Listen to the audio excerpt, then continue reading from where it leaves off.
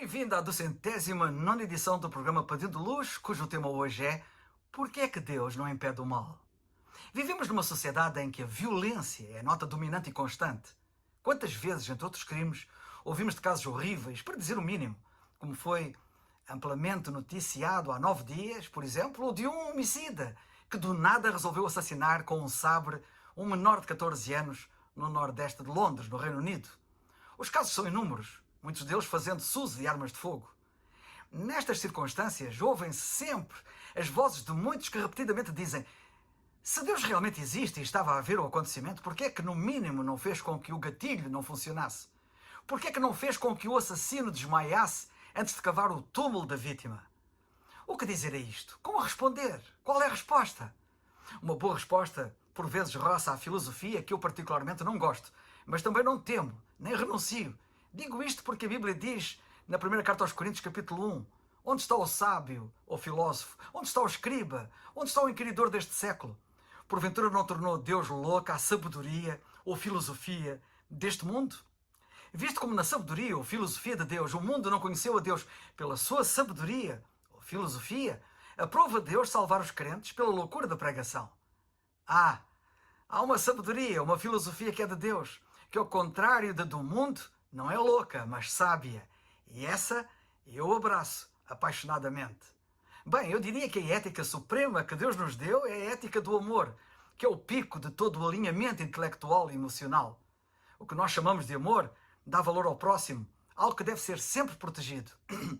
É interessante que o famoso escritor Oscar Wilde, no seu leito de morte aos 40 anos de idade, com o seu amante ao seu lado, Robert Gross, perguntou-lhe: amaste algum daqueles garotos pelo bem deles? Foi uma pergunta incrível, horrível, feita no leito de morte aos 40 anos de idade por um homem que era um hedonista, alguém que faz do prazer o bem supremo e o objetivo da vida. Não posso dizer que amei, respondeu Robert. Traz-me um pregador da Bíblia, disse-lhe Oscar Wilde. Traz-me um pregador. Foi no seu famoso poema A Balada do Cárcere de Reading que Oscar Wilde disse que só Cristo era suficientemente grande para purificar o seu coração e perdoar tudo o que havia feito. O ponto que quero salientar é que até o hedonista percebe que mesmo no prazer, o amor é a ética suprema. Este facto deve ser e é valorizado, mas nunca podes ter amor sem incluir nele o livre-arbítrio.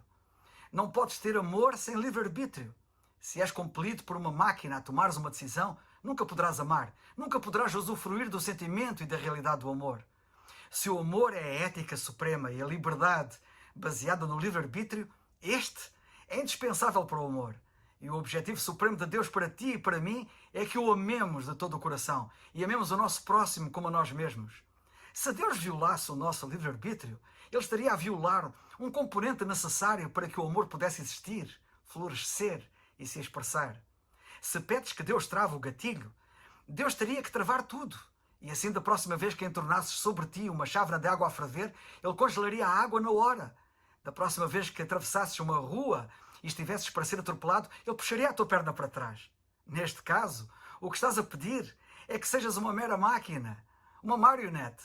Por mais maravilhoso que o travar pareça que Ele te está a proteger daquilo que é destrutivo, a grande negação que estás a pedir é a do teu livre-arbítrio e, consequentemente, a de poderes escolher amar, incluindo amar o teu Deus com todo o teu coração e com toda a tua alma e ao teu próximo como a ti mesmo. Quando tens o amor como a ética suprema e o livre-arbítrio a acompanhá-lo para que ele possa existir realmente, revelas ser uma pessoa genuína e não uma máquina, um robô. Se queres ser uma verdadeira pessoa e não uma máquina, a pergunta do tema de hoje autodestrói-se. Relembro qual a pergunta: por que é que Deus não impede o mal?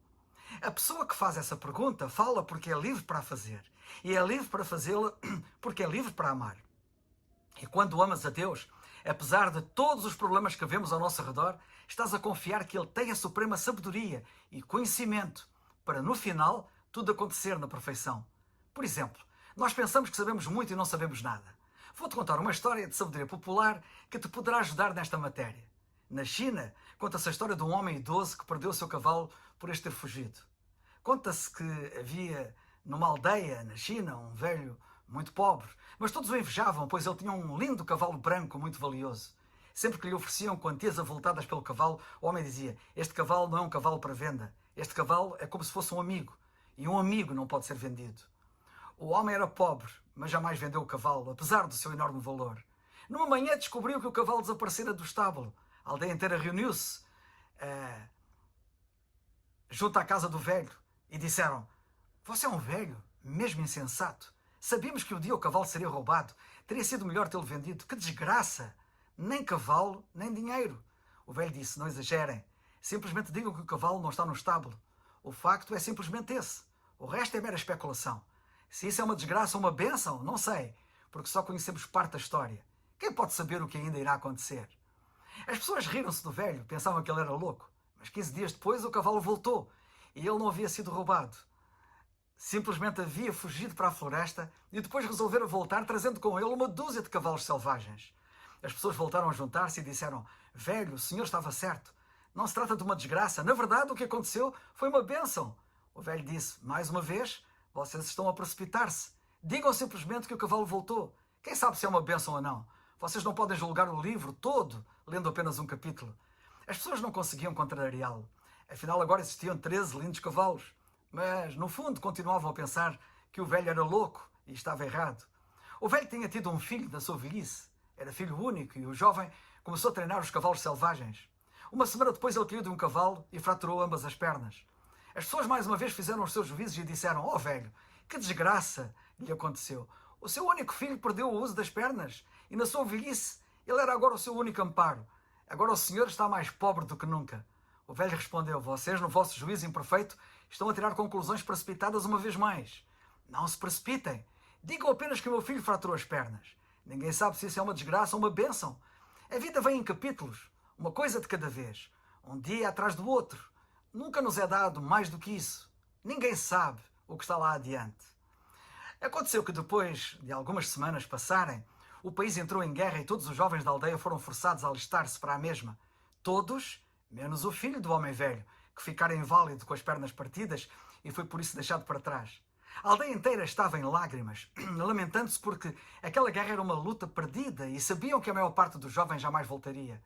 Assim, todos os moradores vieram até ao velho uma vez mais e disseram-lhe: "O senhor tinha razão, velho. O que aconteceu com o seu filho foi uma bênção. O seu filho pode estar aleijado, mas ainda está consigo. Agora os nossos filhos provavelmente nunca mais os veremos."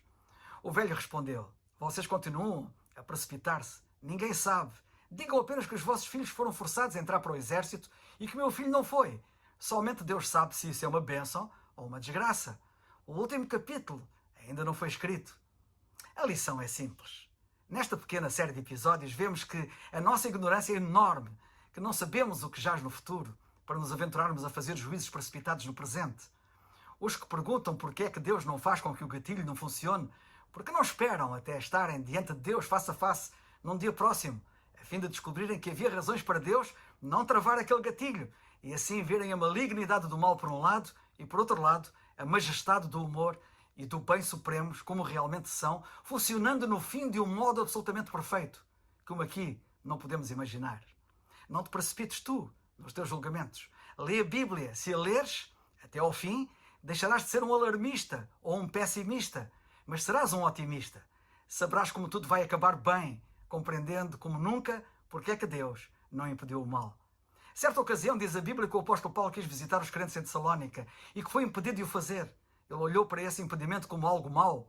Disse ele que a própria personificação do mal, Satanás, o impedira. Por que é que Deus não impediu o mal? Perguntarás. Ele podia tê-lo feito, de facto, mas nota como Deus usou esse mal, entre aspas, para um bem maior. Aquele impedimento fez com que Paulo escrevesse uma epístola, a Epístola aos Tessalonicenses.